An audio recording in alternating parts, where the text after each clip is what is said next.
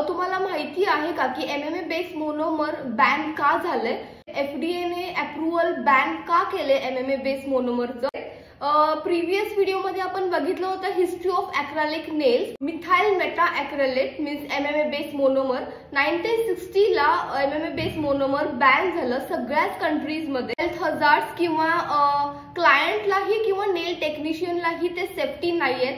त्याचे जे फ्यूम्स येतात ते त्यामुळे रेस्पिरेटरी सिस्टीमला प्रॉब्लेम येतो किंवा लंग्सला आपला प्रॉब्लेम येतो. श्वास घेण्यासाठी प्रॉब्लेम यायला सुरुवात झाले. थोडेफार कॅन्सरचे लक्षणं दिसू लागले.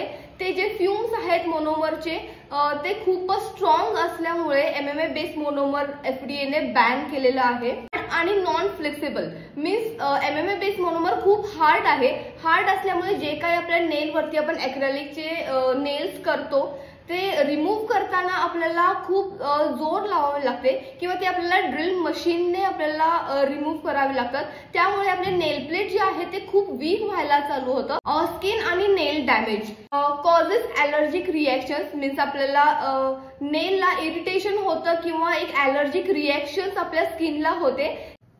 रिमूव्हलच्या वेळी खूप डिफिकल्टीज येतात कारण की ते एमएमए बेस मोनोमर जे आहे ते खूप स्ट्रॉंग ॲडेशन आहे. म्हणजे आपल्या नेलवरती खूप हार्डली ते बसतं आणि ॲसिटोन मध्ये डिझॉल्व्ह होत नाही. त्यामुळेच आपल्याला रिमूव्हलला खूप प्रॉब्लेम येतात. त्याच्यामुळे नेल प्लेट डॅमेज होण्याची शक्यता. In short MMA base monomer खूप हार्ड आहे आणि त्याची फ्यूम्स खूप टॉक्सिक आहेत. ॲडेशन खूप जास्त आहे. त्यामुळे नेल प्लेट आपलं खूप वीक होतं आणि स्किनला खूप नुकसान देतं कारण की स्किन ॲलर्जिक किंवा स्किन इरिटेशन व्हायला चालू होतं. त्यामुळेच FDA ने एमएमए बेस मोनोमर मिथाइल मेटा ॲक्रेलेटला बॅन केलेला आहे इन 1960.